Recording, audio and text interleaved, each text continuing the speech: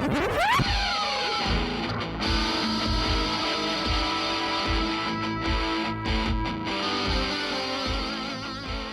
to the Tenant Podcast. I'm Todd Pearson here with my friend, my partner, known to many as quite possibly the most interesting man in the world, the co-host with the most, the other half of the brain, Wes Brown. Todd, how you doing, my friend? Good. Good. What do you know? I know that we're very close to the end of the year and close to Christmas. How you feeling? You gonna make the nice or the naughty list this year? Oh, I'm sure I'm on the naughty list. Just because, it's me. Are you sure? Yeah. I think you made the nice list. Do you think? What? Oh, I was wondering if, as we have matured as a species, that maybe the bar has moved or the needle has moved between naughty and nice. Maybe if I'm on the naughty side, maybe things have moved enough where I'm all of a sudden, I'm the nice guy. I'm always the nice guy, though. I think because of your recent birthday, you're just going to be nice from here on out. Okay. You've reached that age where there's no naughtiness left in you. It's all been slowly ground out of you. Usually it's the other way, isn't it? They become like curmudgeons. I'm not a curmudgeon, though. I'm always about joy and peace and happiness. And unless it's my immediate family, then they might take exception to that. But well, I think that's to be said with everybody, right? Yeah. The only time I see you getting like worked up is when I haven't fed you, and then and then things go sideways. Yes, quickly. Because I don't know if I'm like pre-diabetic or not, but yeah, I can have mood swings if Wes hasn't fed the Buddha. You get kind of hangry, but it's all right. Just I love throw you me a for Snickers. It. Yeah, take you out to lunch or whatever. Have a nice lunch. Yeah. I am ready for 2021 to be over with. I got to say, yes, it's been one of those years. I don't know that 2022 is going to be any different, but 2020, 2021, I feel like it's been, between the COVID stuff, there's been a lot of loss, but I'm hopeful for the future. I'm hopeful that we can get out of this COVID mess sometime in the near future, but I don't think it's going to happen in 2022. It'd be a slow burn, I think. I think it's a slow burn. How long did the Spanish flu pandemic last? Like 3 years. There may be 4, but there was like 3 rounds. The worst one, I think, was the second, and then the third one. First one was piece cake. Then everybody got kind of like, oh, it's over. And then large. Kind of like now. Yeah, kind of like now. So year 3 coming.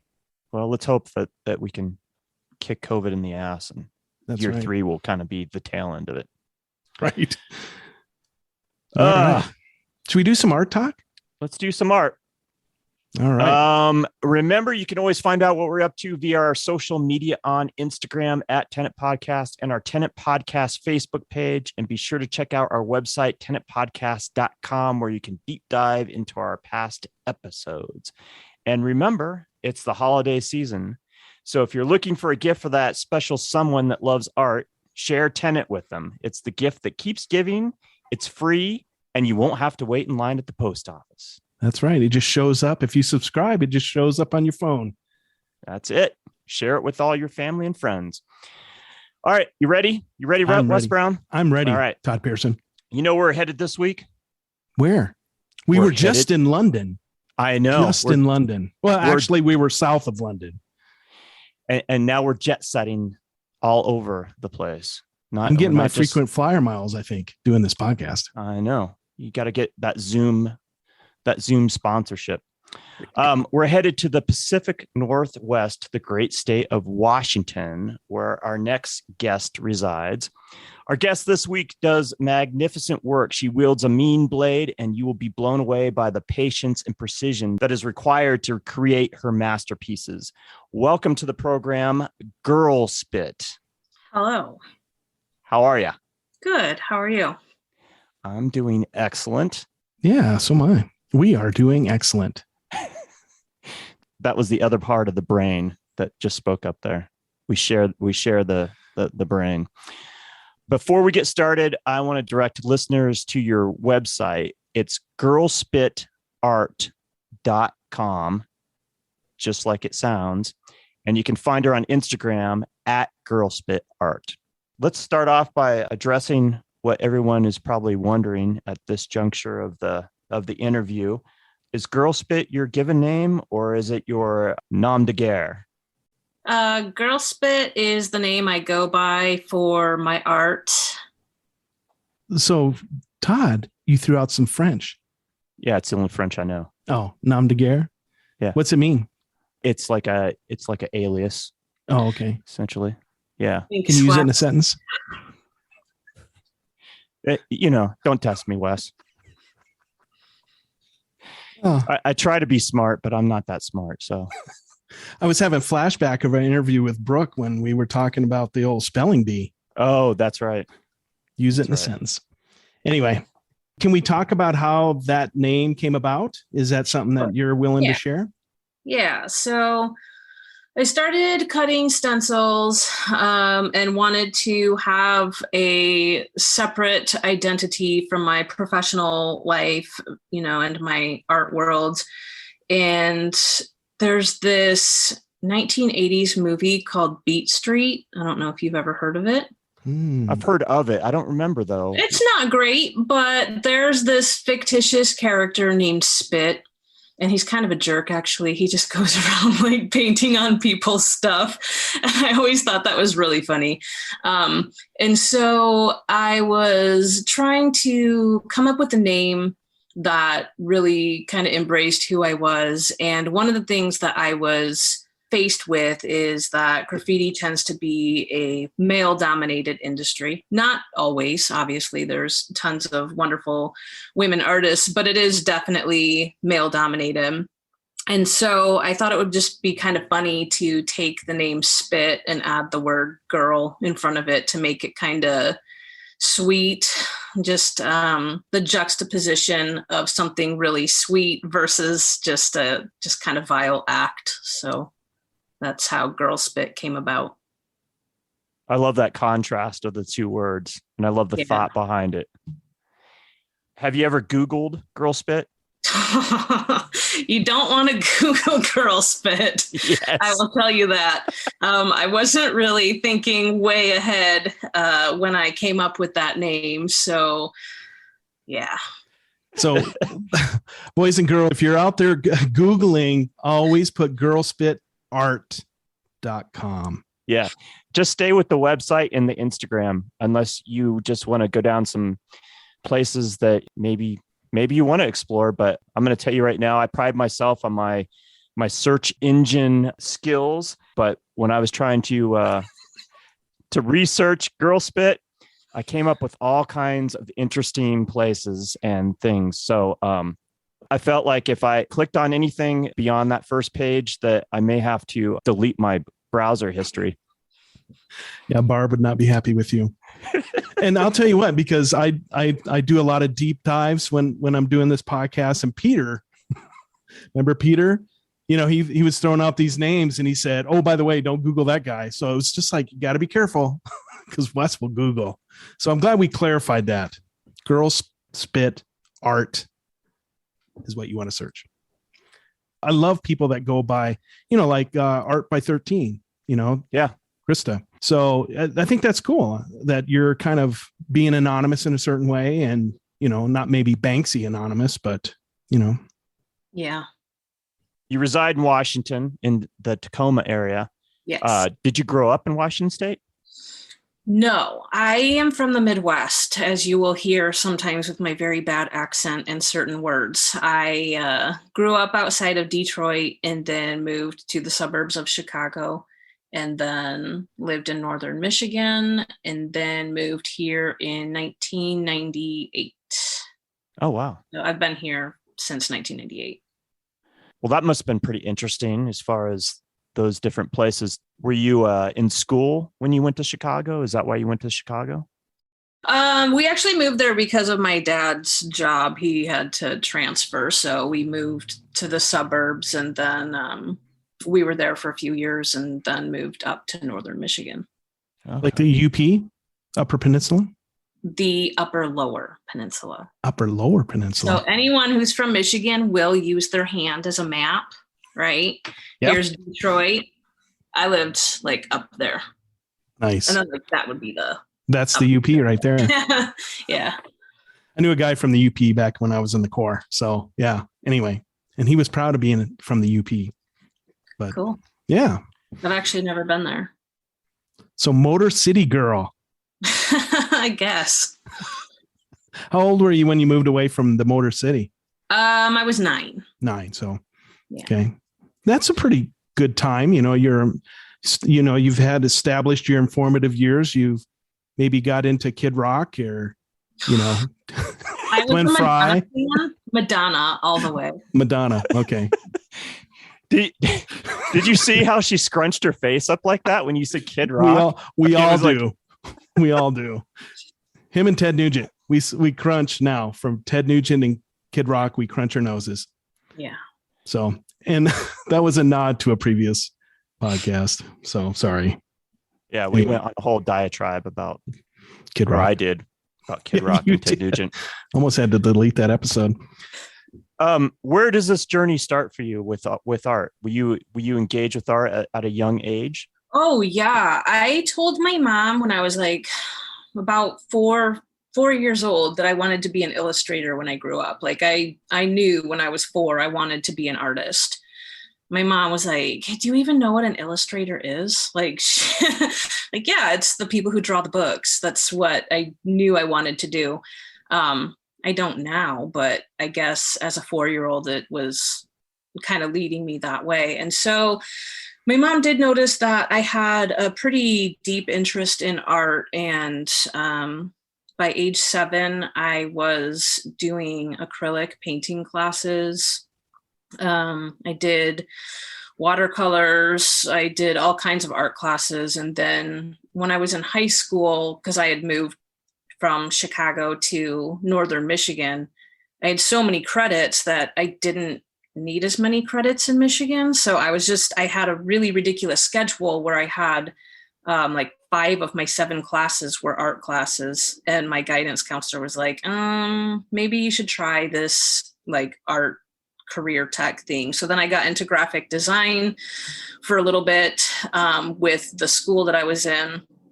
And that's kind of been my upbringing, just always engaged in art and classes and trying different forms. And then just settling on stencils really has been my focus for about 10 years.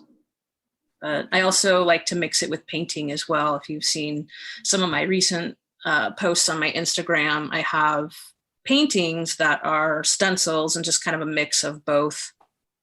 Yeah, those are really cool. I've enjoyed looking at your Instagram.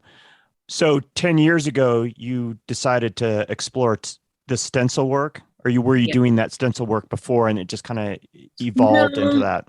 I really just kind of started, I had an interest in street art. It was something that I wanted to try out. I started on cereal boxes because I didn't really know a whole lot about it other than, just cut a thing on paper. So I would just start there with cracker boxes, cereal boxes, just kind of simple images and working my way up to just better stencils, I guess. Some of my early stuff is just, I won't show anybody. It's pretty ridiculous. But that's what I've been doing. And for a large time, I focused primarily on cartography because I was doing a series of maps from the Pacific Northwest and gearing up to do a solo show. And that was a lot of work because it takes such an insane amount of time. I spent the better part of 2 years just cutting maps. And what was the catalyst for that? Like what got you interested in the whole map thing? So I lived in Olympia, which is equivalent to like Netherlands, I guess, like a bigger Netherlands or like a smaller Boulder. So it's like a kind of like a hippie artsy town, right? Yeah. And we lived in this neighborhood and people always had like free boxes where they're like curb alert on Craigslist, like putting out our free coffee maker or whatever, because people are just very friendly and nice. And so I was at a garage sale and I went to the free box and just picked up a map of Olympia. And I was like, oh, that's really cool. Like I should I should do this. And so I grabbed the map, and that was my first one. And it's very small. It's about 8 inches by 8 inches. And it's just like a zoomed in section of the city of Olympia. And I just kind of went with it from there. Then I started doing Tacoma because we were moving from Olympia to Tacoma. And Tacoma is a much larger city and has that water inlet like we had talked about. And so from there, I kind of started doing all the other maps of, Seattle and the state of Washington and the state of Oregon and things like that. So I see like one of the maps, let's say the map of Washington, it's got the white lines with the black background. So is the stencil part what we see is what you cut out is the black part and then the lines are left? Is that what? So what you're looking at with the map, so the white lines are the roadways, so they're highways in Washington. And that is the material that I use now because I've graduated from cereal boxes. I use a Duralar drafting film, which in my opinion is probably the best material for stencil cutting. Yeah, exactly like that picture that you're showing me right now.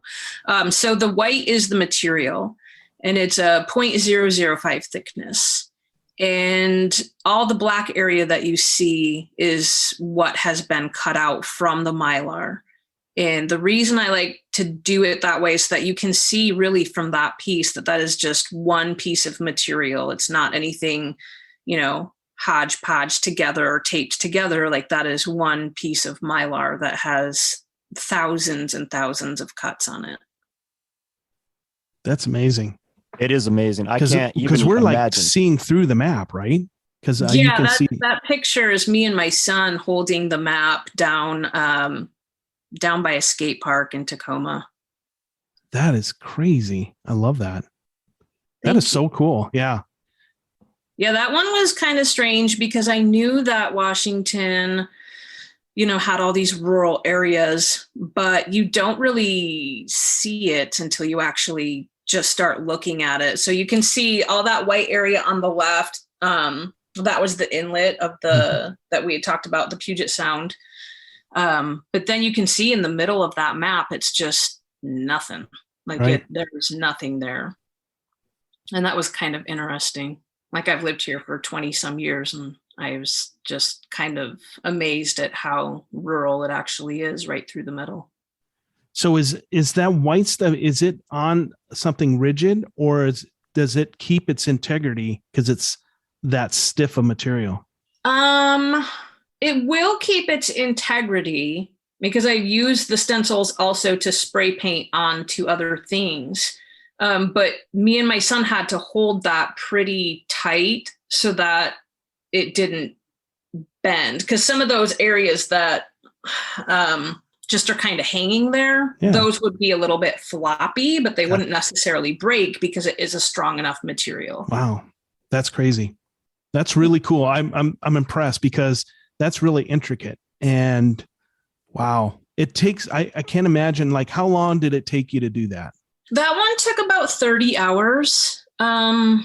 My cutting time increased or has been increasing over the years. When I first was doing the city of Seattle, I started with the 2017 map, which is completely developed Seattle. And I was cutting about 1 inch every hour or so. So it was about 1 square inch equaled an hour of cutting. And that completed piece is 24 by 36 inches. So it's pretty huge. But by the time I was done with the City of Seattle series, because I did 4 in that series starting from 1894, which would have been about 40 years after it was incorporated. And then I did 1920, and then 1940, and then 2017. But I did them out of order. So I started with 2017, then worked my way from 1894 to 1920 to 1940 something. By the time I got to the 1940s, I increased my cutting speed to about 1 inch per hour up to about 2.5 inches per hour. So. Wow, that's doubled. Yeah. Yeah. Over doubled. Wow. So how do you present this? If this was a series, how is this presented? Well, that's a really good question because it's something that I've been struggling with. When I did my solo show, I did these in acrylic frames. I wanted to be able for people to be able to look at it, see through the frame and see that it was literally just one piece of plastic. But it didn't present that well at the space that it was at because it was completely white walls behind it. So it was like white on white on white. So with these smaller pieces that I've been doing recently, which was the Botanicals series for Gray Sky Gallery's installation, I started putting black paper behind it, like a black mat, to just kind of make it pop. And that seems to have a better effect. Yeah. Those. And that series is really beautiful too. So this is a new series or a newer series? Yeah, so the gallery that I'm at, there's a pretty good push for creating new content every single month. And when I first started at Gray Sky, it was right after my solo show. So I already had all of those map pieces done. So I put those in immediately. And then the next month I did, I think, my kind of graffiti type series of paintings.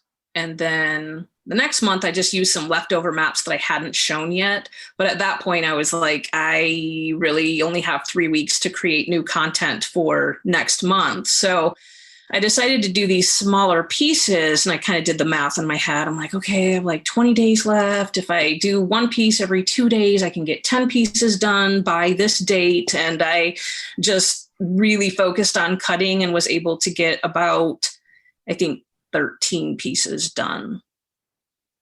Wow, that's pretty good. How big are those? Those, the actual Mylar, so if you look inside the frame, that kind of like grayish material, that is the Mylar. That is 9x12, but framed it is 12x15. Yeah. Those are really cool. Really beautiful. Yeah. Yeah, I had a lot of fun with them. It was really different from doing maps. It was kind of fun to do something different because I have been focusing on maps so much for the last, since about 2018. So in that initial map series, which was called the Straight Line Collection or Straight Line series? Yeah, Straight Lines was my solo show. Okay. How many pieces total did you have for that? I had 4 of Seattle, so I did that by era. I had City of Tacoma, City of Olympia, Washington, Oregon, and the Puget Sound. So I had 9. Wow. And to date, it was one of the Seattle pieces that took you the longest. Is that correct? Yeah. So that 2017 Seattle map took me between 220 and 250 hours. Because that's when my cutting time was a little bit slower. So I have quite a bit of time into that one. I'll probably never sell it. I have it priced way high because I just know what my time is worth, but also because I love it so much, I kind of don't want to sell it. So is this the one? Yes, that's the one. Wow. That's absolutely amazing. Have you always had, prior to finding a map at this garage sale in Olympia, have you always been interested in cartography? No, I have not. It's kind of a new interest. Yeah, I'm a huge fan of maps. I absolutely love maps. And which is interesting is there's another Wes Brown that actually collects maps in Denver, Colorado. That is very odd. Yeah, he collects like ancient maps. So I don't know. I've never met him, but I was listening to public broadcasting one day and they said, and we're going to have Wes Brown. He's going to talk about the map collection he's got. And I'm like, what? But yeah, I love I always have loved maps ever since I was a kid. Just love maps. So I love what you're doing here. This is really cool. Thank you. Most of the maps in that Straight Lines collection for my solo show, I purchased at Metzger Maps in Seattle, and that's just a local map store at Pike Place Market. And I learned a little bit about the history of this area from the store owner. Metzger Maps initially was located in Tacoma, like back in the day. And it was obviously bought out and then moved to Seattle. But also the maps that I purchased from Metzger Maps were maps by the Kroll Surveying Company. And I guess there was this kind of understood agreement that Kroll did everything in Seattle and King County area, and they left everything in Tacoma area for Metzger. So that's interesting. Yeah. So will you go back and revisit maps again, do you think? Are you kind of done at this juncture of the game? I'm not done with maps. I actually do quite a bit of map commissions for people. I just finished up one for a repeat client of mine. His daughter, was kind of a long story, but like his daughter was down in Nicaragua and has a husband, and they have children, and they had to leave Nicaragua because I guess things were getting a little tense there politically. So they left and came back to the States, and for a gift, he's giving him a map of the town that he grew up in, which was really hard to find because there was a disconnect between first of all, no hard copy maps exist of this place. And secondly, Google Maps was not consistent with other mapping sites. So even just trying to get that nailed down was kind of a bit of work. But I enjoy doing the commissions because generally it's something that really just makes people very happy. And it's like they get a piece of home, and it's something very nostalgic and sweet for them. So I like doing them. I'll probably always do them, actually. That's so cool. Yeah. Like, do you know of any other people out there that are doing like what you do with these maps? To be honest, there's a couple that I'm aware of that have recently started doing some maps. They do them differently than I do. But in regards to like the stencils themselves, that's something that I feel I feel like it separates me from a lot of other stencil artists because a lot of artists are using the stencil to create another piece of art. Like I had mentioned, some of the other paintings on my Instagram page, like I have a payphone piece. So I drew the payphone, I hand cut the payphone, spray painted the payphone onto a painting. Not a lot of stencil artists are selling the actual stencil as the piece of art. And I think that has been the entire learning curve about how do I frame these things? Like, how do I even house them to showcase what it is I'm trying to show? I love the fact that the stencil is the actual piece of art. Yeah, I do too.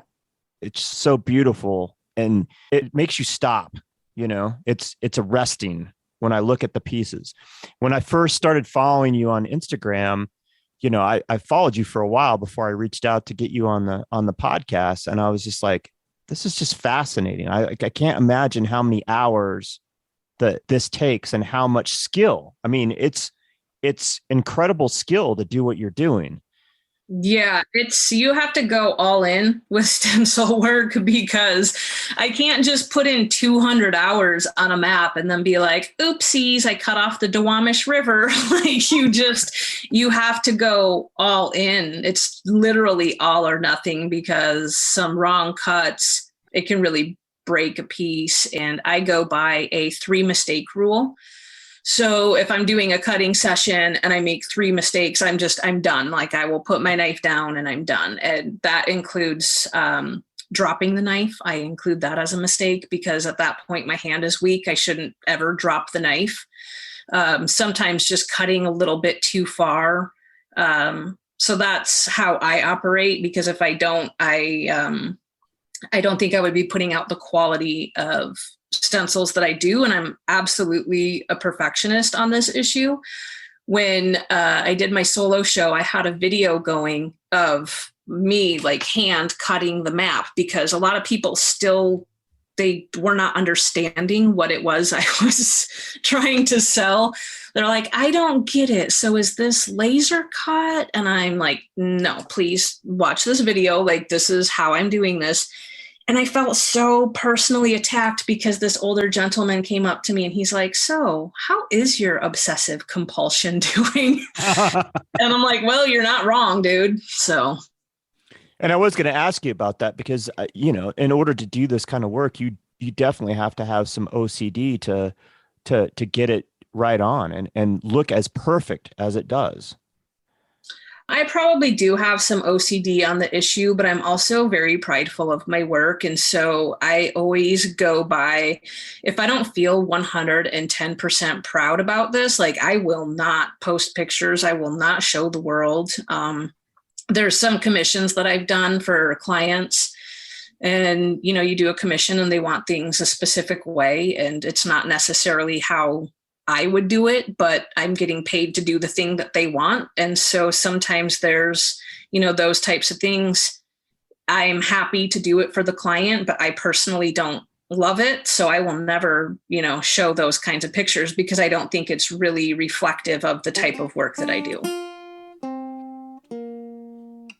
New Magazine is our media sponsor for the Tenet podcast. That's NUE.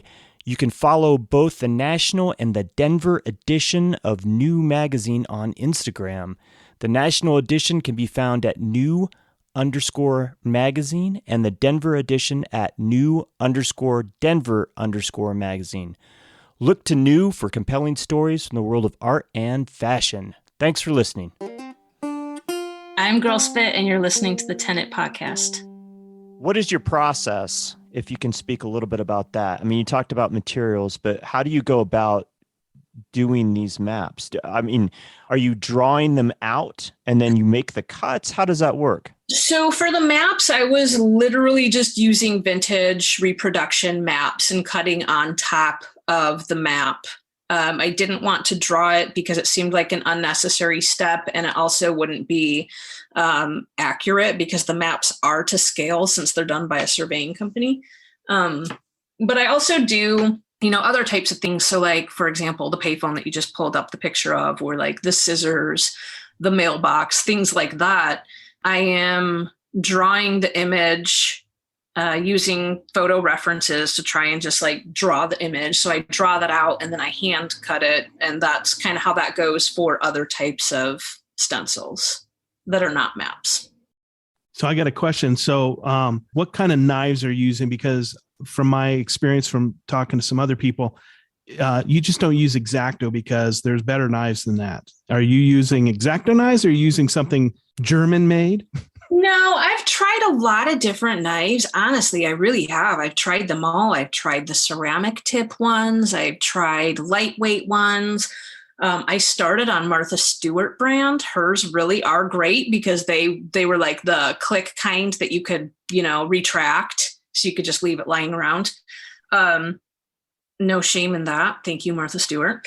But what I actually use, I do use X-Acto knives. I just have like weird, my friend modified this for me and put a little chainsaw on it. But I just use the tried and true X-Acto knife number 11 blade. So that's what I keep coming back to. And until I find something better, it's probably what I will always use. Yeah. Yeah, I was just kind of curious because look at there. I love that. Awesome. What a great tattoo of an X-Acto knife. That's really cool. I because like I said, I've talked to somebody else and they were kind of poo-pooing the whole X-Acto. There was like another brand and I don't remember which one it was, but they were saying they use that kind of stuff and they're not doing the stencil work that you're doing, but they were doing something else. Different knives have their purpose. There are some that are very lightweight and have very small blades that, thicker blades kind of, which would be really great for straight lines. The ceramic tip, they're great for rounded edges. I think it just depends on the person's preference and what type of cutting that they're doing. A lot of people also go with heavier material to cut the stencil on. Like they're using, like some people use like Bristol board and some people are using things like equivalent to cereal boxes, but not. The stuff that I use is so thin that I don't really need to be using, like a heavy duty knife because honestly, the X-Acto knife really works quite well. And then is there danger of carpal tunnel or any kind of repetitive injury kind of stuff? I mean, probably, when I do a lot of cutting, like I did for all of November to finish my December installation of the Botanical series, and I was doing, like 5-hour sessions a day, I will wear a wrist brace because not necessarily my wrist. It's actually more for my thumb. It just secures my thumb. That's where most of my pain comes from cutting, but I'm not really worried about any long-term effect because I've only been doing it for like 10 years. Like maybe 10 years from now, it would be a different conversation. Yeah. Yeah. I was just kind of curious because, it's a repetitive motion. And a lot of times those small repetitive motions, well, even mousing, or clicking with a mouse, you start to get some tendon issues or whatever. Yeah, it's kind of weird though, because with maps, there's so many just like straight lines that I will get pain in my finger more than anything. And some of the other things that are requiring like curves, I get more pain in my thumb. So it really just depends on what type of cutting I'm doing and how that affects my hand. Yeah.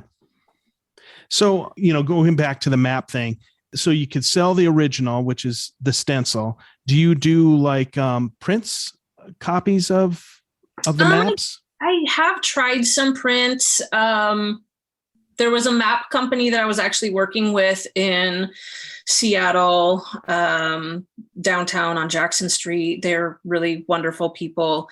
They just wanted to be nice and offered to print some of my maps off for me. They typically don't do it for just like artists, but they're being really nice about it. And they printed off some kind of foil paper type prints, and those were pretty cool.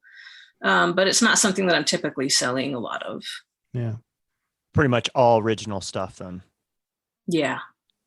How many blades do you go through in the course of doing one of these? Obviously it depends on the size, but I imagine like when you cut mats, right? Yeah. Like it's really important that your blade is sharp. I imagine it's the same with cutting stencils. Yeah. Yeah. So I go through about 1 per hour. And if I have this irrational fear of popping the tip off and like having it hit my eye, like, cause I've had it hit the Mylar, bounce back up, like hit my face. So I wear glasses because I'm just afraid that that's going to happen someday. But if I pop the tip of the blade off and it's like a little too much, then I'll just change it immediately. But typically it's about 1 per hour. Wow. Yeah. So then what do you do with all the used blades? Well, so far I have this like big thing and it has all of my blades in it. I imagine I will just fill it up and put a lid on it and dispose of it that way. But it's not like I'm throwing them out in the garbage or anything. They're stockpiled in a old trail mix container. Gotcha. I think you should frame them and then sell little mini frames of your blades signed, and that'll keep you in flush with money for blades. Yeah, right. That's a good idea. Autograph the, like a little mat board, and then you autograph the mat board, put the little blade in the middle, little frame, numbered 1 of 10,000, and then 1 of a million, or 1 of 1 actually, because it's a new blade every time. That's funny. It would be pretty cool though to repurpose all the used blades and I probably would buy a blade. I'm sorry, Todd, I'm talking over you. I would buy a blade. And as long as you sign the mat board. That's funny. Yeah. What was you going to say, Todd? I'm sorry. I was just going to say it would be cool to take all those used blades and repurpose them into a wholly different art piece, Yeah. I'm sure I could do something with it. I mean, there's tons at this point. So then you have, and I put the piece, or I got off the window with the piece that had the phone booth, which I thought was a really cool piece. What percentage of that work, the kind of more the edgier street art type of stuff, how much of that work encompasses what you do? Ooh, that's a good question. I don't even know if I really have an answer because it's kind of a newer to me style that I've been doing for the last few years. Because I am kind of dabbling in other styles, but really since I started doing stencils, it's really just kind of leaned like street art. This payphone piece I started in the middle of COVID, and I was just really kind of bored. And so I started working on this, and I thought, oh God, that'd be so funny to like make all these fake tags and like make all these different hand styles. So it looks like a real piece of like just city wall, just ripped off and like hung up in your house. So I wanted it to look like it wasn't just me by myself in my art studio. I wanted it to look, just kind of like authentic and gritty and dirty. And that's one of the things that I was a little bit worried about with showing at this gallery, because it's a really nice gallery and they have very fine contemporary art. And I was a little worried that it wouldn't translate well, but people loved it. And so I'll continue to make pieces like that because I like the grittiness of it. It just is really real and it's very imperfect. It's what you would, see on the street, basically. So let's talk about the process of making this. Did you start with the stencil, the phone booth stencil, and then did you work on the outside, or did you do the background first and then stencil over the top? So I did the background first with just acrylic paint. When you look kind of like at the bottom right-hand corner, you can see like a line of rainbow going up and down. Like that part would be acrylic paint. So it was just kind of a hodgepodge of like different colors in the background. And then I started using spray paint and paint markers and, writing on it.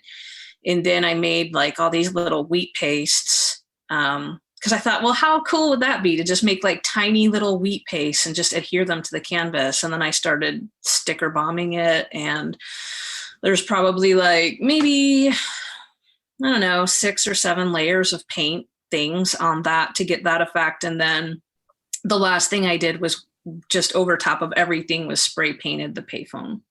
Okay. So are those stickers or are they painted to look like stickers? A lot of those are stickers. A lot of them are wheat paste, and a lot of it is just paint markers. So what's wheat paste? Because that's a phrase I never heard. I don't do a lot of it. But basically you'll see it on the street. Like if you're looking at, like any type of street art and there's something that looks kind of like paper, basically it's taking a paper image and then adhering it to a building or, whatever they want to adhere it to, with basically like a flour, water, glue mix. And that will make it almost impossible to remove. So it will not get water damage if done correctly, and it'll stay up for a very long time. So Shepard Fairey when he was doing his Obey Giant, that's like a wheat paste kind of thing? Yeah, exactly. Okay. But this is a very, very, very small scale. And then more just because I thought it would be kind of funny. Yeah. Yeah. I love this piece. I think this is really cool. And I see some different flavors, some different artists. It looks like, the I Love NYC. And then the flower in the upper left-hand corner with the green. So that's a wheat paste. That was just a tiny little drawing that I did and just put that on the painting. And then if you look right underneath of that is Radius Studios Pie, which you have him on your podcast. We love the pie thing. We love that. I love that. Yeah. Have you been friends with Joey for a while? No, we just met on Instagram through like obviously sticker trades or something. I'm not really sure. So I know him that way, and he's been a really great person to talk to about art because of his background. Sometimes I'll bounce ideas off of him and say like, hey, how does this look? And he's really helpful. He does some really cool stuff. Yeah, I like his stuff. So do you have a sticker like that that's iconic to GirlSpit? I have a ton, but on this one specifically, if you see that little green, like sea green skeletons, that's one of mine. It was a larger stencil that I did of the Siamese twins. So like I have that, but I have a ton. I mean, once you start doing stickers, it's kind of an addiction, and then you just have a sticker for everything. Yeah, you need like an iconic GirlSpit sticker. That's like your image. Yeah, I have so many, but probably my favorite is a hand holding an X-Acto knife and it says cutting his life. Oh, perfect. Oh my God. I love that. Cutting his life. That has like multiple definitions right there, or meanings. Yeah, sometimes I have to be careful when I'm in public because I'll be talking to my daughter and I'll be like, oh, well, I have to go home and start cutting. And I'm like, maybe I shouldn't say that. Yeah. Oh yeah. And I have, I know some young ladies that historically had done that. And it's a thing, and it's not a good thing. So did you teach yourself wheat pasting and how to use spray paint, or is this something that you've actually been doing for a while? I mean, it's like all self-taught. I think a lot of it is for people that do street art. I mean, that's part of it. Like, you start out and you suck and then you get better. Like, I'm not good at free-handing anything with spray paint at all. It's just, I would need a lot of practice to get to that point. So I went out with a friend of mine and we went spray painting, and I brought stencils because I was just not feeling comfortable with like my just hand style. It's not really developed. Well, there's some famous people that just use stencils, or not just, but use stencils. So You're in good company, at least. Yeah. And you definitely have that street aesthetic down for sure. What is this piece called? Oh, this piece was called Call Your Mom. And what was the catalyst to do this? I mean, you just don't see payphones anymore. No, you don't. I think there's like 2 in Tacoma that I've seen. One works, one doesn't. So it's just, you just don't see them anymore. I'm actually working on another one right now. So this one it started as one thing and ended up as another thing because I started it and hung it up at the gallery. And then while it was there, some people wanted it, but they were wanting to know if I could make some like personal details added to it. So I added a lot of personal things for this couple in the painting. And then recently, a different couple, a different family saw the payphone painting on the gallery website, wanted to buy it because the owner had forgotten to, remove it once it had sold. And so now I'm working on another commission with also a lot of very personal details. I haven't showed any pictures of it yet, but that's the piece, and it's much larger. It's 36 by 48. So I'm working on that. And that's kind of cool to just add, very personal details, like places that they've lived, places, where they met. But for this couple specifically, it's really cool because they met, and then the very next day, the gentleman had to go out of state, or out of country rather, for school. So he called his now wife every day on a payphone with a $5 calling card. And so that's why it was very special to them. So that's what I'm working on. That is so cool. Yeah. He's like, I was a broke college kid and I still was able to afford like $5 so I could talk to her every single day. That's commitment right there. Yeah.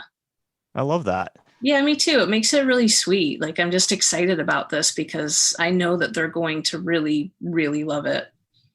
And I'm sure with all these commissions that you do, hearing these people's stories, that's got to be pretty cool to be a part of that. Yeah, it just makes it really fun. Like, these people, they sent me their passport. They wanted me to rip out pages from their passport from everywhere that they've been and basically wheat paste that to the canvas. And I was like, are you sure? Like, I can make copies of, but they wanted their passport in there. So that's what's going on that canvas. Wow. That is really, really cool. It is really cool. There's all these stamps from Japan and New Zealand and just everywhere. Yeah, because your passport after it expires, it just sits around somewhere, right? And yeah, it's a memory of where you've been, but at the same time, to incorporate it into a piece of art, that's pretty fantastic. Yeah, it's pretty exciting. So you do this type of work. You've done your map series and you've also done this botanical series. What else have you been working on? That's a good question. Oh, I am working on more commissions. I have a lot of cannabis leaves.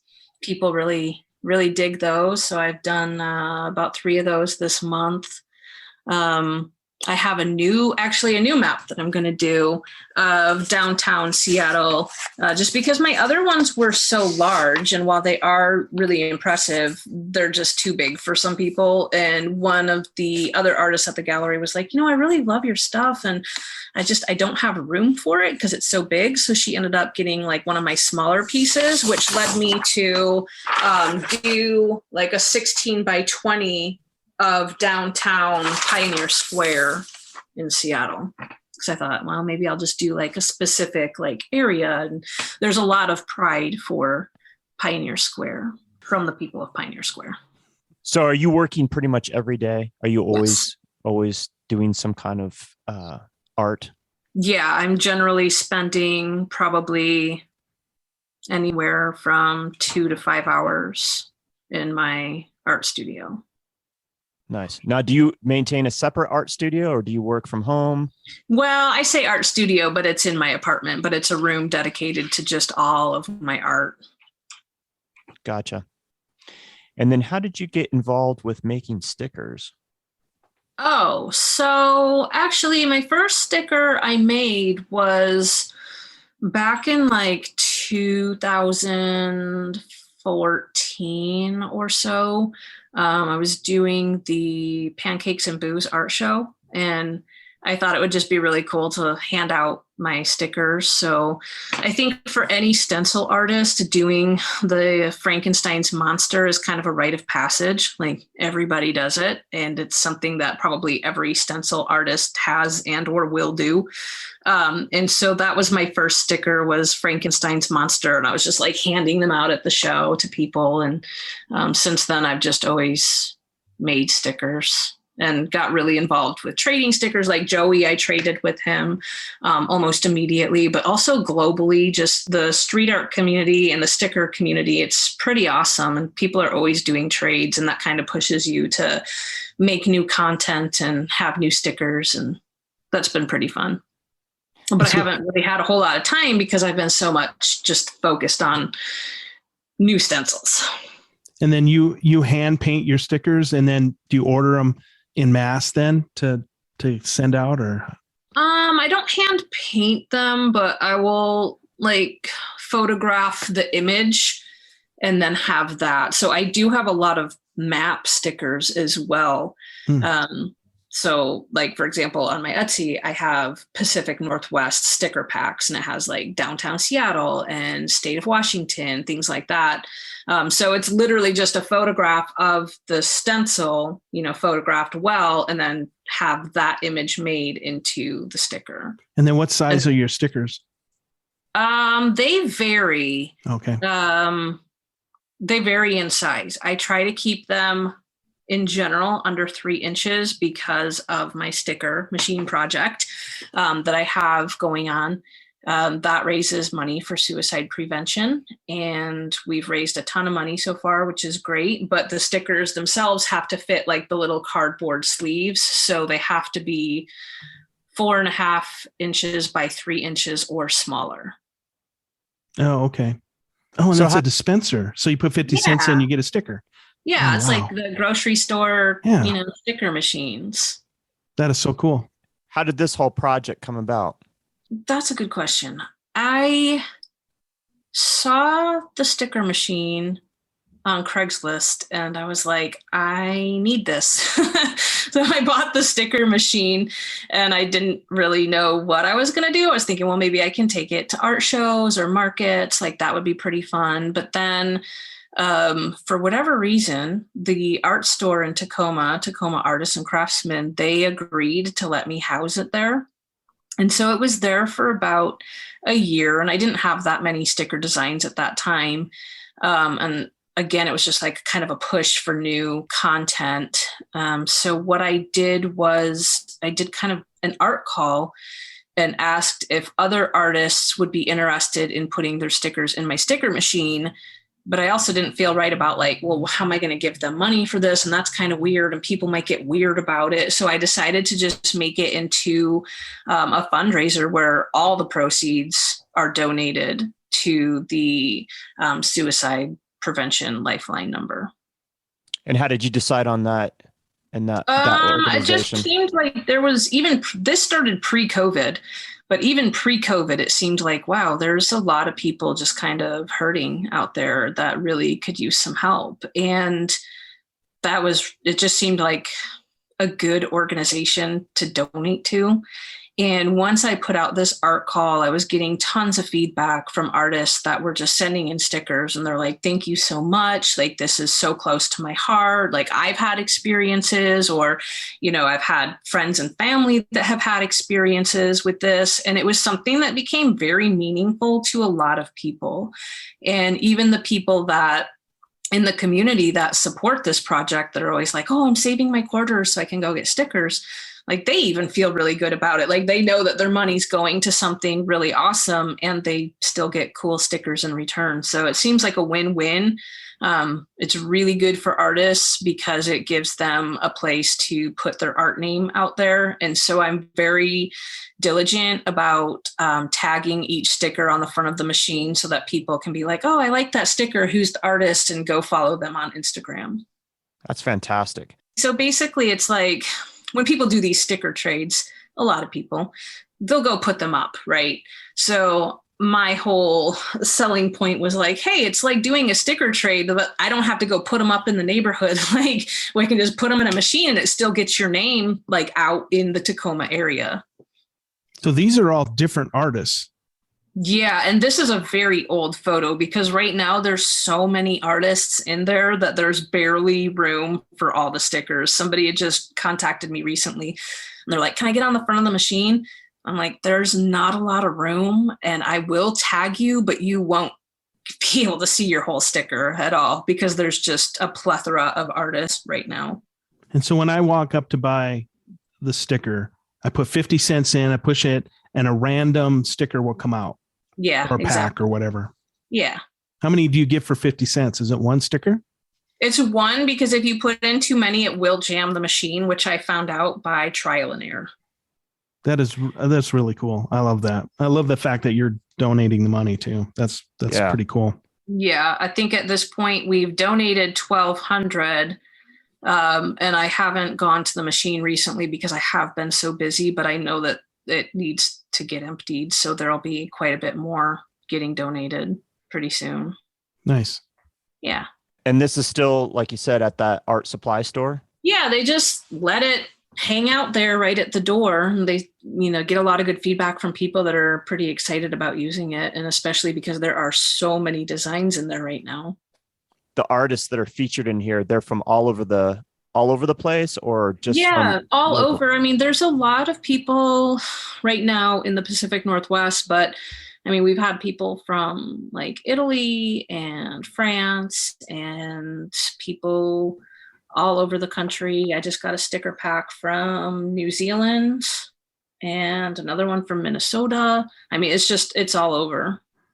Yeah, I love the idea. It makes me want to go find a sticker machine on Craigslist and set one up somewhere. Yeah, I was trying to get one for a long time, but this guy would not budge on his price, and he didn't even have the key to open it.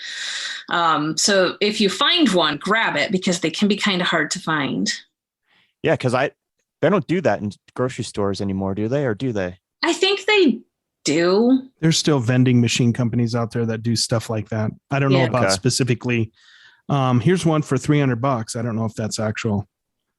I was just like, oh, where do you get these? On Craigslist or eBay? This is candymachines.com. So I'm sure it's the maker of that brand.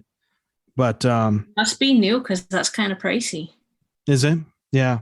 Kind of. It might be. I mean, it's probably, where you go buy vending machines and, Yeah. I love this concept, though, of selling stickers and all the proceeds go to some kind of charity. That's inspiring. Yeah. Plus it was really cool because I had just started Instagram. Like, I was kind of late to the game. I just started Instagram in like 2000. 18 or something like that. And I just moved to Tacoma and like didn't know a whole lot of people here at all in the art community. And this kind of gave me a way to just interact with other artists because I got such good feedback. And so a lot of the people that have their stickers in the machine, I am proud to say, like, I'm actually friends with these people now. So it turned out to be pretty cool. Yeah, the sticker community is like a whole, like it's this huge network of people, right? All over the world. Yeah.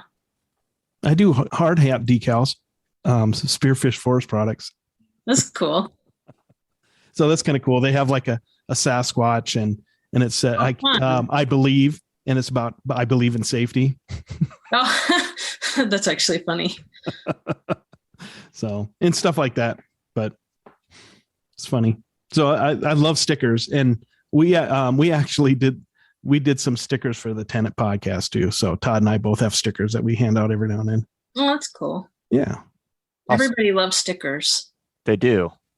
And I will say right now, if you sign up for GirlSpit's, subscribe to her newsletter, she will send you out a pack of stickers, which I received a little over a week ago, and it was really wonderful. Thank you. I'm glad you liked them. And I got to send you my actual physical address because I signed up for your newsletter, but I evidently missed the address part. So I'll finish that and send that to you.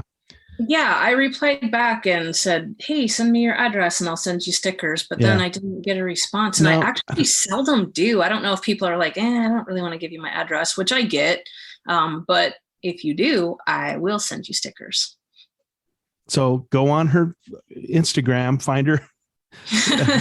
And it's my website. What's that? It's my website. Like if you click the little button on my website. There you go. Get some stickers and join the club.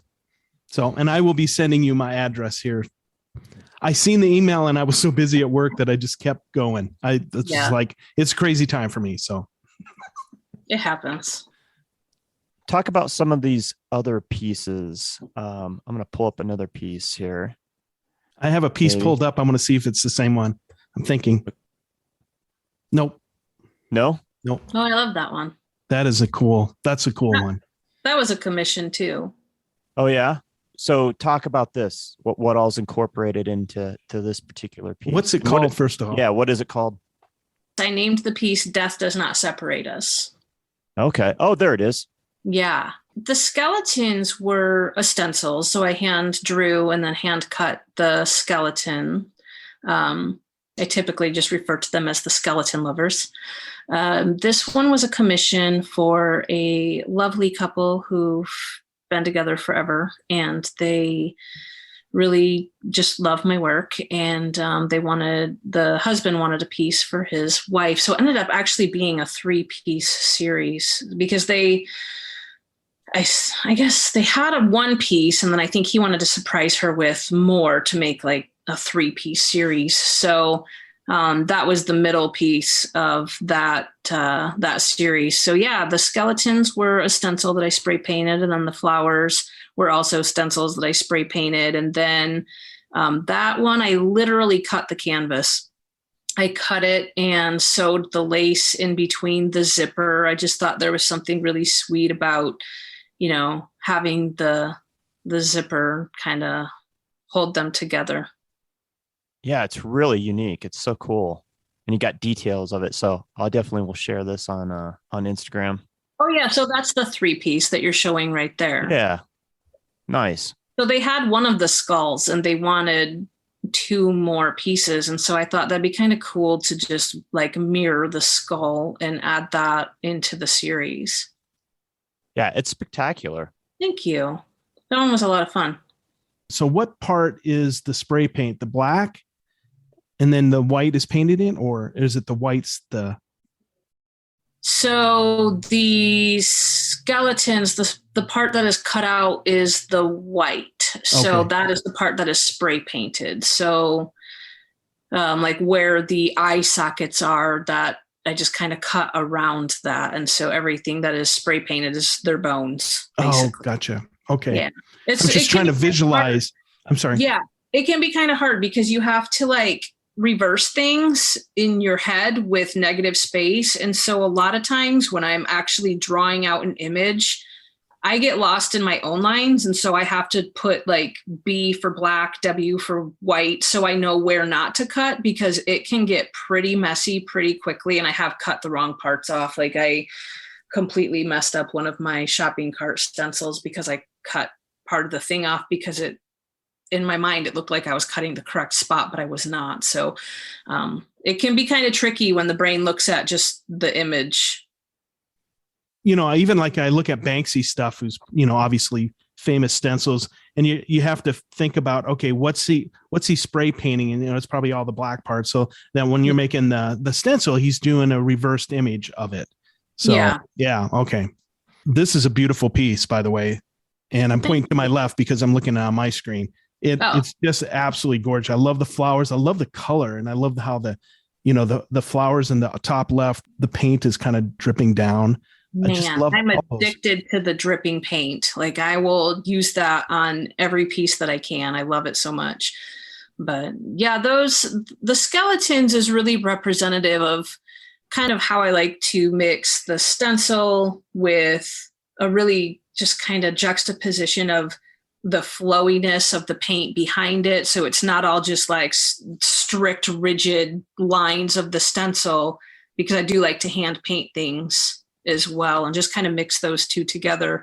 And if you look closely in that series, I actually adhered quartz crystal that was has gold flake wrapped around it, and I put that on the actual canvas, and that was pretty cool. That is. Wow. I had a lot of fun with it. Yeah. The one I brought up, Todd, was, have you seen the tennis shoes over the wire? Doggone it. That was the one I was just going to pull up too. If you didn't mention it. Ah, man. Well, see, we're on the same wavelength. So yeah, we always do this. Bring that one up real quick. Let's talk about that. Yeah, this is a great piece. Thank you. That's very old too. That's probably 2015. So it's a little bit more of my rudimentary work, but I still love it because it's just kind of classic. Yeah. So let's talk about creating this. So you obviously you painted the background first, right? Yeah. With black and it looks like white and black and maybe some grays. It's actually, it's white, and it is Payne's gray, which is a color that I use in lieu of black. I don't typically use a lot of black. In this instance, the shoes that I'm looking at are black, but in general, I don't really paint. I don't hand paint with black. It's not a color that I use. But I did the background just kind of like white and murky. I wanted it to just look kind of dreary and gloomy, and I hope that I accomplished that. Yeah, it looks like a photograph. I mean, in a sense that I've seen representations of this in photographs. That's really kind of cool. So when I saw this, I was like, oh, I like that, and you always wonder why do people throw their shoes, their friends' shoes over the wire? But and then the shoes are the stencil, right? Yes. Okay. And so that's just a 1-layer stencil. I typically only work in like 1 to 2 layers. I know that there's a lot of people that go crazy on their like 8-layer stencils. That's not anything that I particularly enjoy doing. I just kind of like the very simplified, black on white 2-layer stencils. I think it's classic. I think it is representative of a human cutting it with, there's mistakes in it, and I embrace that. I typically don't like a digitized like 20-layer stencil look. It's just a little bit too perfect for my personal taste. So I just kind of like to do, just very simple stencils in that regard. So if you were to do a 2-layer stencil, then are they 2 separate pieces of Mylar, for lack of a better term? And then you spray over one, and then you take that one and overlay it using some kind of registration marks or something? Some people do that. I typically don't. I just eyeball it. I'm like, this looks like it goes here. Okay. But for example, like the Dead Baby Skeleton Twins, that was on that little sticker on the payphone, that was a 2-layer stencil because what I actually cut out was their skull. But when you cut out the skull, then you can't have the eye sockets. So then you have to go back and do a second layer of black on top to show like their little eye sockets and nostrils and jawline and stuff. So, okay.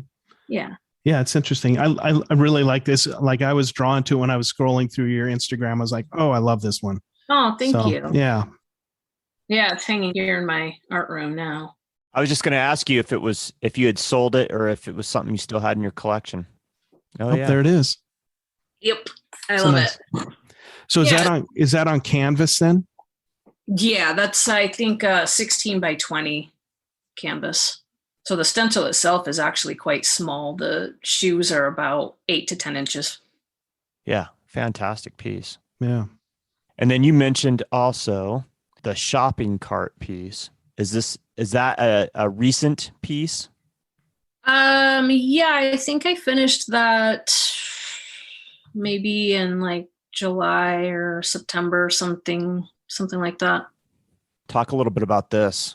Okay, so that was the same kind of thing where I just was like messing around on canvas with just little wheat paste drawings and stickers and paint markers and things like that. And then I hand drew the shopping cart, and that is a classic example of what I was talking about, of getting lost in lines where you're like, I don't know where I'm supposed to cut right now, because it can just be really confusing with the positive and negative space.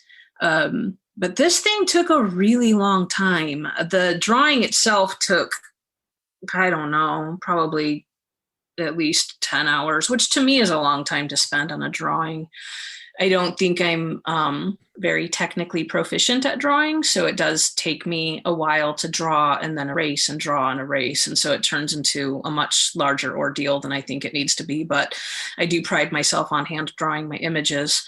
So the drawing took a long time, and I thought that cutting it was not going to take that long. And I don't know why I thought that. I was like, oh yeah, it'll probably be like 6 hours. It ended up being like 20 some hours, maybe 30 some hours of cutting. That's the end result, is what you're looking at. So do you always kind of keep tabs on how much time you have into these pieces? So funny thing, I actually listen to podcasts while I cut my stencils, so I'm able to keep track of time on task that way. I love that. That's awesome. Yeah. This painting took 5 Tenet podcasts. Yeah, right. Well, no, that thing, I mean, the background probably took like a few Tenet podcasts, and then, the drawing of the thing took another bunch of podcasts. Gosh, probably all your episodes are in that piece. You haven't listened to all our episodes. They get kind of long sometimes. Yeah, they can be a little bit long. I was scrolling through, checking them out. Check out Devin Taku when you have an extra minute or two. That's only like 4 hours long. Oh, wow. Okay. Yeah. Sounds good. Anyway. So you've kind of done this whole series with like this background street art stuff. Yeah, I just kind of went with it, because I guess I could say I was getting a little bit burned out on maps, and I do really enjoy painting. I mean, I love painting. I don't love the drawing part of stencils at all. I don't love the drawing, but once I can get to the point where I'm painting, that's probably my favorite part of the process, is working backgrounds. And I haven't really painted anything in quite some time where there was no stencil work or anything, just hand painting an image. So that's something I would like to do soon. Go back and just kind of revisit the whole painting thing by itself. Or just like take some time and paint some stuff that I want to paint. Yeah. I mean, it's something that I would like to do. So will you continue this series? Because there's a mailbox, there's this one, there's I have a street bench drawing that I need to cut out the stencil of. I have a lamp post. So yeah, I think there's some more that I'll add to it for sure. Have you sold a lot of these pieces, or you're kind of building up this series? The only piece I've sold are the payphones so far. The mailbox I'm keeping. It's hanging up in my apartment. So that one I'd like to keep. And then actually the shopping cart is hanging up in my art room now. So I don't know if you can see that. Yeah. So I really do like them. They're some of my favorites. So I'd be fine just keeping them, but they're also still listed on the gallery website. So like if somebody, wanted to buy it, obviously I'd go take it up to the gallery and just go make myself another one. Do you feel like you've pretty well trained your brain now to see how each of these stencils, or when you do make these stencils, how it all operates, the positive and negative? Yes. Many times I've showed people the drawings of like, hey, here's my drawing of the stencil that I'm going to cut. And they're like, I don't know what I'm looking at. Like, this looks like a mess. I'm like, what? You don't see it? So it can be pretty messy. So I think, at this point I have trained my brain to look at something. And what I like about stencils probably the most is I feel like I don't have to be very technically proficient. With stencil work, it's really more about insinuation of, lines and objects and shadows to create the image without like, if you were going to do a face, you don't have to be like very precise on somebody's eye, but you would have to just do like an insinuation of like what the shape of the eye is. And you're pretty much good to go. Because you work with all these different series, I anticipate that you always have multiple pieces that you're working on at any given time. Is that the way it works? Yeah, I have a ton right now. I mean, I have a ton. I have a pinup girl that I'm working on. I'm not really working on. I started it like 2 years ago. I have another one that's like a time traveling girl. It's hard to explain, but it's like 3 images of the same girl kind of in one scene. But I have just handfuls. I have one on my easel now that's another one of the skeleton lovers, just because I have the stencil. So obviously I'm going to use it to make more of the same type of thing with different imagery and colors and whatnot. But yeah, I have probably, I don't know, like maybe 8 or 10 paintings that I could work on at any given time. But like I said, I've been so focused on stencil work that I haven't really taken the time for painting. Plus your commissions, right? So those probably take precedent over other things. Oh, absolutely. Like if somebody's going to pay me, then that's more important than like, I want to work on the pinup girl, So that's got to be hard though, because sometimes you just want to do your own thing, but you got these commissions. How many commissions do you typically have going on at any given time? A handful. Right now I only have 2. I have some more in the works. People just waiting till after the holidays and whatnot. But right now I have 2, and that's something that I can easily handle the workload of. So how do you price your commissions? Is it based on size or on time, how intricate?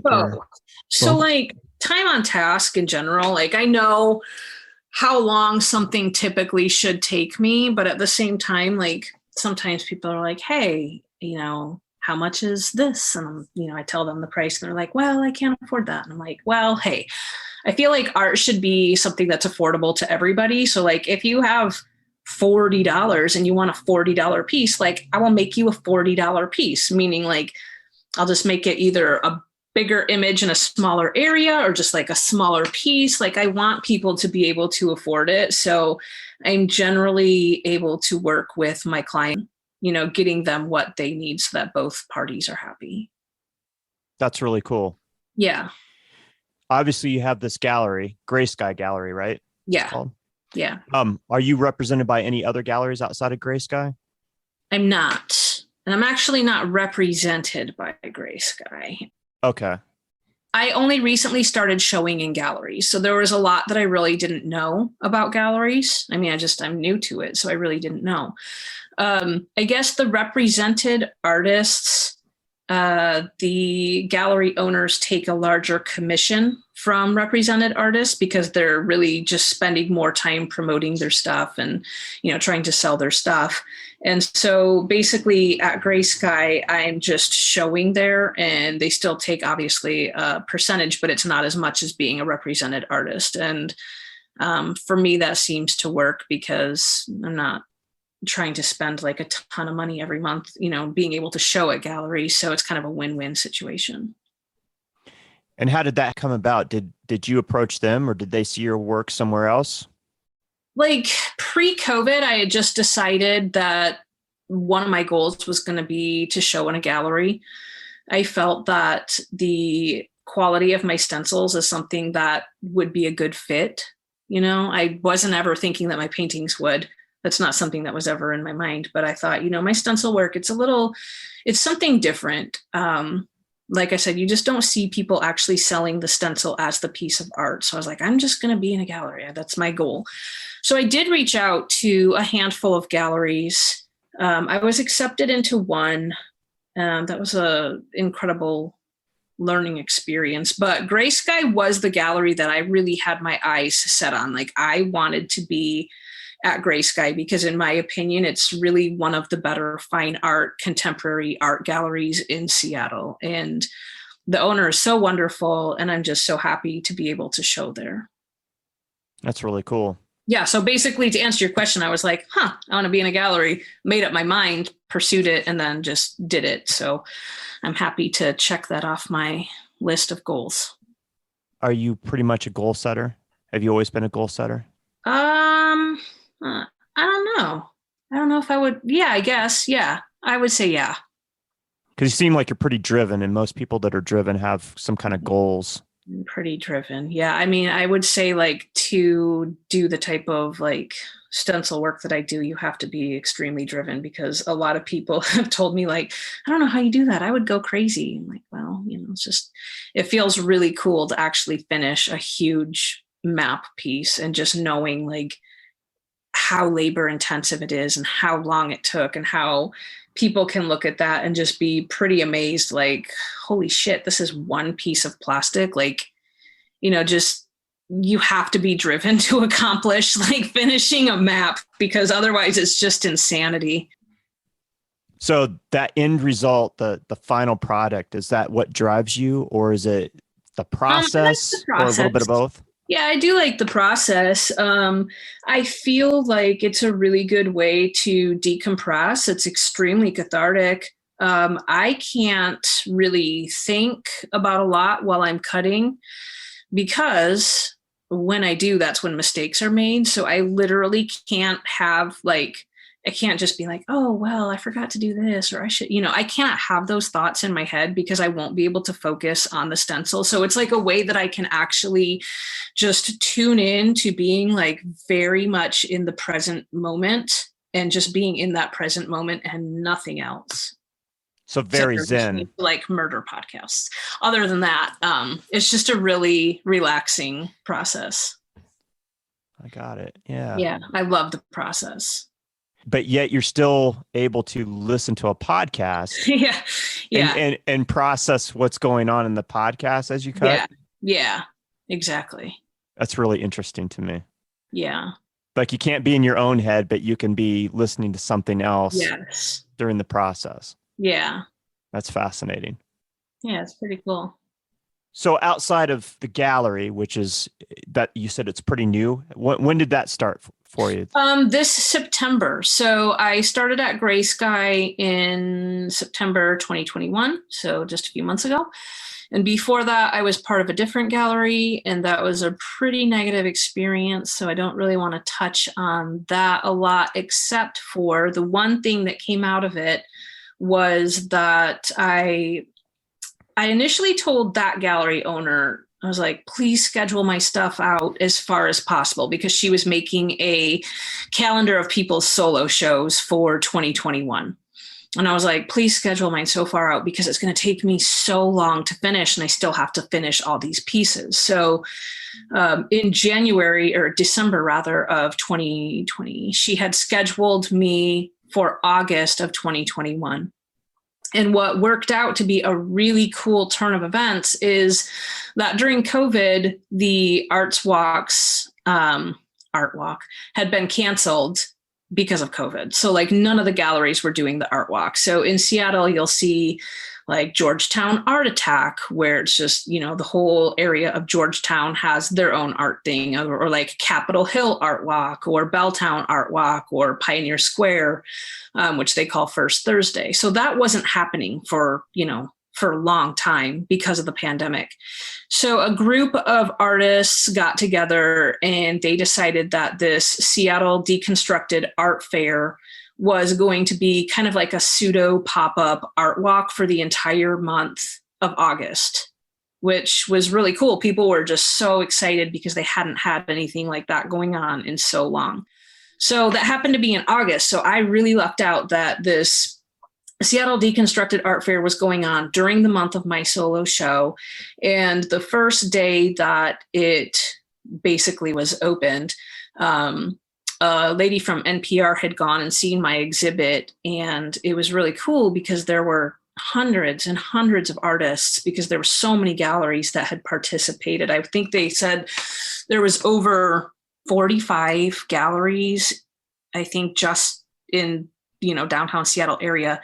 And out of all of the artists, she had showcased my work and another artist. So 2 people were basically picked out, and they picked this up on NPR and were talking about it. And people were contacting me like, hey, did you hear the plug on NPR? Like, you were on NPR. And I'm like, what? Like, I had no idea because no one had told me. And so that was a really, really cool experience. So that was the one good thing that came out of being at that gallery. Nice. Yeah. And you sent me that interview and I listened to it, and it was really cool that, she talked about how, as I kind of described it, how arresting it was to see your art in person. Yeah. And that's great. That's cool that you're getting all this traction. It was really cool. I felt just kind of validated as an artist that out of all of the people, that she was like, wow, like this is really different. Because, not to knock on painting because I love painting, but throughout the month of August, there was paintings and paintings and paintings and paintings, but I don't think that there was a lot of stencils. And so that was the one thing that did stick out to her. Just being able to see like just up close, specifically the Seattle map, because some of those city blocks, I mean, they are tiny. They are tiny, tiny little squares being cut out of the stencil. And so once you're able to see that up close and in person, it is kind of jarring. Like, wow, how, that's very intricate. I was really happy. So being a part of a couple galleries as an artist, what are some of the takeaways? What have you learned in participating in a gallery scenario? I don't know that I've learned a whole lot yet because, like I said, the first one was just kind of not a great experience. This gallery is amazing. I have nothing but wonderful things to say about it. I don't know. I guess that everybody's tastes are really different. While some people love the bigger stuff, I mean, the gallery owner said, she said that typically the best selling size is a 36 by 48 inch. People come in and they're like, hey, I want to fill in a big wall space, right? But then, I got feedback from other people that were like, hey, I love your stuff, but like, I don't have the room for it. And I'm so glad you're doing these botanicals because they're finally like something small that I can actually own. So I don't really think that there's like going to be any one way for me to go forward with my art because it's going to be so person specific. Which is kind of cool because it doesn't lock me into any particular thing. And I do have the artistic freedom to just be like, well, this month I'm doing weird graffiti paintings of city objects, or like next month I'm going to be doing, this stencil series. So it kind of frees that up for me. Yeah, that's exciting. That's like a great position to be in, right? Yeah. Is there a pretty thriving art scene? It sounds like it in the Seattle area. In Seattle, yes. Tacoma, no. And that's always been my complaint about Tacoma. And I didn't like get on here to bag on Tacoma. But that being said, it's not a very good art scene here. I think there's like 4 galleries that I'm aware of. 2 seem perpetually closed. One seems like a place like that I would go buy gifts for my mother at, and one I just haven't even actually been to, but it's kind of lacking here. And in Seattle, it's completely opposite. I mean, there's just so much art everywhere and so many just wonderful galleries and, so many different art walks and different, pockets of communities of art communities. It's really, really cool. Are you part of some of those art communities in the Seattle area? I wish. I'm really not. I'm just kind of busy at my apartment cutting stencils. And then every first Thursday for the Pioneer Square Art Walk, I go to Gray Sky and I sit in there from like 4 to 9, and we'll talk to other artists and people that come in. But that's about the extent of my involvement like, with the art community. But that's got to be refreshing, right? To go sit in the gallery and talk with other artists that come through and talk about what they're working on. Really cool, because I've met a handful of people that are like, oh, hey, GirlSpit. And I'm like, who are you? And they drop their Instagram and I'm like, oh, so cool. Like to actually meet people from Instagram in real life. Like that's been pretty cool. I like that. And it sounds like this botanical series, you've been selling a good amount through the gallery, yeah? I've sold a handful through the gallery, but I think I've gotten more commissions off of it than anything, which has been really cool. Yeah, because that's it's still money, right? Yeah, money's money. Buy more knives, blades. Yeah, right. I know. I had this like coffee app button on my Instagram that was like, hey, buy me coffee or whatever, which I think is kind of tacky, but I was more like, hey, it's pandemic. Like we can't really meet in real life. Like you can support me by buying me a cup of coffee. And this dude sent me like $20 and he was like, please go buy yourself some new blades. Nice. So I was able to use that money and I went and bought one of these because I buy them by the 100, the boxes of knives. So I did. I went out and bought knives and I thought that was really cool. That is cool. Yeah. I've never done that. I've never bought somebody coffee over Instagram, nor have I asked. It's kind of weird. It's like, it's kind of surreal. I did for some artist in Germany. I was like, what's this button do? And then it was like, I'm an artist. Like you can support me by buying me a cup of coffee. And I'm like, that's really fucking cool. So then I did buy her coffee and then I was like, I'm going to try that. And so then I had that on my Instagram, but I don't really know how to put the button back in my bio. So I don't have that up anymore. I like deleted it to add room for like Gray Sky Gallery and then commissions open. And then I've never been able to put it back in there. I'm glad somebody else operates that way because that kind of stuff happens all the time. And Instagram sometimes really frustrates me. So do you sell a lot of work off social media or get commissions off social media? I find that every once in a while when I post on Reddit, I will just like have a bunch of sales through my Etsy. People were, when I had them, but people were like buying prints and sticker packs and everything else. But more recently when I post on Reddit, that's how I'm getting a lot of commissions and also Instagram. So that's really what I use, just basically Reddit and Instagram. I'm surprised about Reddit. I'm not a big Reddit person, but I never, I guess, equated Reddit with, commission work.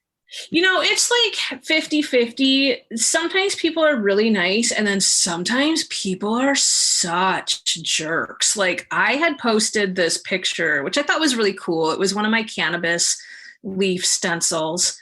And I posted it in the Botanical illustrations subreddit. So I'm like, oh, this is like right up my alley. And they're all just lovely people and so supportive and just wonderful. And then this one dude has the audacity to comment on my just simple post of the picture. And he's just like, oh, yeah, another example of how potheads center their life around pot. And I'm like, excuse me? And so it's just, somebody else commented and they're just like, oh, I love your work. Like, do you often post here? And I was like, not a lot because of like jerks like this dude for no good reason. And I called him out by his username. I didn't even care. I just wanted him to see like, yeah, because jerks like this guy will make comments for literally no good reason other than to just be a dick. Like, if you don't like it, keep scrolling, dude. Like, you don't have to take your time to like make this weird ass assumption because he like called me out on it. And I was like, excuse me, sir, like the freaking pot leaf makes up like 0.02% of my work portfolio. Like if you even just took a minute to look, you'd see like 98 or 99% of this is maps. So fuck off. Thank you. So yeah, Reddit's like a mix. It's like, it's a gamble. Could be really good, could be really bad. Yeah, people are just assholes. I just don't get it. They can be jerks. Yeah. But mostly everybody's been really wonderful. And I feel really thankful to have such a good art community and tons of support. Like I get nothing but love and support off of the art community that I've created for my own self on Instagram. Just wonderful people. And they've just been kind of like cheering me on along the way because they've been seeing like from start to finish, like, you know, just even the Seattle series, like that thing took a long time. That was months and months and months. And I like kind of post in my stories, you know, work in progress shots, not so much on my page because I don't know, I don't post a lot of work in progress stuff, but I'll always post to my stories. And so they would see like the progression and just see how long it was taking. And I just feel like I've been really supported, which has been really awesome. Yeah, that's cool. Yeah. That's cool. You seem like somebody obviously that has an opinion on things. Oh, and obviously you care about your community. You know, that's apparent with the whole sticker machine thing. yeah. Where does the activism part of your art, how much of that comes into play? I wouldn't say that there's a lot of activism. I mean, me personally, I have like my own belief systems on a multitude of things, and I try not to bring that into too many things, except for that Trump sticker that I sent you. That's probably what you're referring to. I try not to bring that in because regardless, like literally anything can be controversial, right? So I try to just steer clear of controversial things and just kind of do my own thing. Gotcha. Yeah. I was just curious about that, you know, and what you feel the role of artists is in these times. Do you feel that we have a responsibility to make a statement, or you're all right letting other people do that and just doing your own thing? Oh, that's a hard-hitting question. I'm pretty okay letting other people be like, you know, the art activists and kind of in your face with their messages, and that's pretty cool. That's not necessarily a stance that I take. Like I said, I try to just kind of steer clear of things that might cause a rift because everybody seems to be offended by so many things. So I try to just kind of like, oh, I'm going to do these botanicals and call it good, you know? Put your head down and do the work, right? Yeah, just do the work. Any shows or anything coming up in 2022 that you want to talk about or promote? You know, I got nothing. I spent so much time in the pandemic. I really thrived, and I feel guilty and or bad sometimes admitting that because I know a lot of people really struggled, and I know a lot of people had some hard times. And so it's a very unpopular opinion, but I've thrived during the pandemic. I can honestly say I think I've almost like never done better than just COVID lockdown in my apartment cutting stencils. And so I spent so much time preparing myself to make the step from just like street art to gallery show. And that was a really kind of tough transition. You know, it took a lot of work to get to that point. So now I'm like, okay, I'm 1 foot in, 1 foot out, and I'm quite happy being where I'm at. I sometimes struggle with just kind of being in between things because I did start out kind of like gritty street art, sticker world of artists, and then making the leap to fine art gallery. Sometimes I feel like my art is not always good enough to be in the gallery, like not good enough for the fine art people, but like a little different from like the sticker world. You know, I feel just really kind of in between these things, which can be a really strange position to be in. But at the same time, like I have my hands in the pot on a lot of different things. So like I am involved with street art people, and I am involved in like the global sticker trades, and I am involved in, you know, the galleries and stuff. So as far as like 2022, I don't really have any goals set other than just kind of staying at this gallery and seeing how that goes, because some of the people that have been there I've actually been there for years, and I quite like being there, and I'd like to continue being there. So that would be like my focus, is to just continue showing at that gallery, because it seems like a really great place for me to be in right now. One more question I have. You talked about, small sizes being around $40 or whatever. You work with people on price sometimes. Yeah. Or do you do any kind of like a down payment and then structured payments? Yeah. Do you ever do that with people? I do just 50% down, because I'm not going to start something and then have somebody be like, well, change my mind. And then I have like some weird commission thing that I never would have made for myself in the first place. So I will do like 50% down to begin, and then 50% when I ship it out. And then as far as pricing goes, where does an original GirlSpit piece start and what does it go up to? Well, that's funny, because my 2017 Stencil of Seattle is by far my most expensive piece. But I will say how much it is, and I'm sure every single listener will have sticker shock, and that's okay, because I don't care, because I know how much my time is worth. So, spending 250 hours on something, I've priced that thing at $8,500. And I know that's a ton of money, and I know that I will probably never sell it, and that's okay, because I love it. Some of the other pieces, like the Washington map that you had pulled up, that was like 25 to 30-ish hours. I have that priced at like $1,200. I have another one that's like the Puget Sound Waterways, that's about an 18 by 24, and that's priced at $600. The Botanicals that I have right now are anywhere between $125 and $300, just depending on the amount of detail. So, for example, like the Monstera leaves, they have a lot of open space and not as many cuts as, say, the ginkgo piece that I had, which was the first one to sell, because it just had such an amount of detail that was the one that people just kept saying, like, oh, I just really love the ginkgo. So obviously that one was going to be more expensive than the Monstera leaves, because they are a little more simplified. So I think those are priced at either $125 or $150.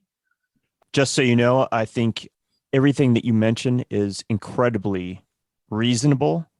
And that Seattle piece, I think, is underpriced, actually. So yeah, I think you could double that, and eventually somebody would see that and decide, I just got to have that. I hope somebody does someday. I mean, that would be really cool. What I was really hoping is that it would get picked up by like one of the City of Seattle jurisdiction buildings or something like that, where it can actually just be showcased for what it is. I submitted it for the Betty Bowen Award at the Seattle Art Museum, and I was pretty sure I wasn't going to get it, and I absolutely did not get it, but that would just be really cool to have it permanently housed in some city building in Seattle, in my opinion. So, yeah. And I think it's just a matter of time. I think if you keep pitching it, I think it's a matter of time. Somebody will see the value in it and want to display it, because it's very unique and it's very beautifully done. And I haven't seen it in person, obviously, but yeah, I when you told me the price, I was expecting more. So initially I wanted to sell it for a lot more, because like I said, that was my first piece that I had done. And I was like, oh my gosh, I just spent so much time. Like, I wouldn't even sell this for less than like $20,000. And I kept saying that. And I'm like, that's so stupid. Like, no one's going to pay that much. And I still priced it high, in my opinion, for even just like a fine art gallery. It still seems like any place that it was always the most expensive piece there. But in general, with my pricing, like, I try to price it based on time on task, and then how much like I personally would be willing to pay for something, because I am always out looking at, other art pieces, art shows, art galleries, etc. And, like I said, I feel like art should be affordable. Obviously, I'm not going to try and give it away for free, because that would be ridiculous. But I look at something like, how long did this take me, and what would I be willing to pay for this if I saw this? Yeah, I think that's a very fair way to price your work, Yeah, thank you. Do you acquire a lot of art yourself from other artists? Yeah, actually, I have quite a bit of art from other artists in my apartment. Nice. I like to support other artists. I like to have their stuff and also just feel like, you're supporting their journey and it's a win-win. Have you done many commissioned portraits of stencil work? I'm not that great at faces and portraits. It is not my skill set. I can do it, and it will take quite a bit of time to even get the drawing down because I am a perfectionist and because I know, like, hey, like, Katie, you're not that good at this. But it's not my strong. Yeah. If people want to acquire some of your art or commission you, what's the best way for them to go about that? Just sending me a message on Instagram. It's the social media platform that I'm the most active on because I am trying to post to my stories, frequently just to show like work in progress photos and things like that. I will answer emails, but I think if you go to my website, it makes it really simplified to where there's just like a button to either email or text. I think there's that option as well. Fantastic. GirlSpit, I cannot thank you enough for spending time with us this evening and talking about your work. I love what you do. It's so unique and it's really, really beautiful. I wish we lived closer so I could go look at it in the gallery. Yeah, thank you. I think you should do a road trip to Colorado and bring a truckload. Man. The Colorado Roadshow. I haven't been to Colorado in, probably since 2003. And I can tell you that every time I went to Colorado, this is so stupid. Every time I ever went to Colorado, I went to Boulder and I ate at Falafel King every single time. Well, we'll take you somewhere else. Yeah. and the city of Denver has really changed since 2003. It's almost. Well, I've actually only been to Denver once. Every time I've been to Colorado, I've been to Boulder every single time. Yeah. Boulder hasn't changed all that much, I don't think, as far as, Boulder proper, outside, of course, but yeah. And I think your artwork, especially, what you're doing, the stencil work that you're doing now, I think would really go over well in Colorado. That's my opinion. That's cool. Yeah. I've always wanted to do I can't figure out a way to do it because I want to do a stencil of contour elevation change of like mountain ranges. So topographic type stuff? Yes, but it's almost impossible to do because sometimes when you're looking at like the aerial image of like the top of the mountain, then there's like a circle. And if you cut out a circle, then like the whole thing is just, doesn't work. So I want to figure out a way to do a contour stencil. Maybe if I just did like an elevation of the side or something, so I could do like contour lines that wouldn't be broken. I'm not sure, but that would be something that I hope to do in 2022. I'd love to see that. Yeah. That would be cool. If I can figure it out, I'll show you. Even if a front range kind of stencil work would be kind of cool. Yeah. Yeah. Because it's pretty iconic, especially around the Loveland area where you got Long's Peak and all that, all that kind of stuff looks really cool from a distance. Yeah, we have that here too because of Mount Rainier. It's like the iconic image of Washington. Well, again, thank you very much for spending time with us. It's been an absolute pleasure to talk with you this evening and learn about your journey and all the different things that you're exploring, and definitely the stencil work. It really is just amazing. Thank you. And then I can also say that if anybody who is listening ever has questions about stencil work, like just DM me on Instagram because I will always talk about stencils. And I have talked to many, many people that are like, well, what about this material or this type of blade, whatever. Like I will talk about stencil cutting and application for days. So that's awesome. That's awesome. Yeah. Fantastic. Well, again, check out GirlSpit's website. It's girlspitart.com, and you can find her on Instagram at GirlSpitArt. For the Tenant Podcast, I'm Todd Pearson. And I'm Wes Brown. Have a great week.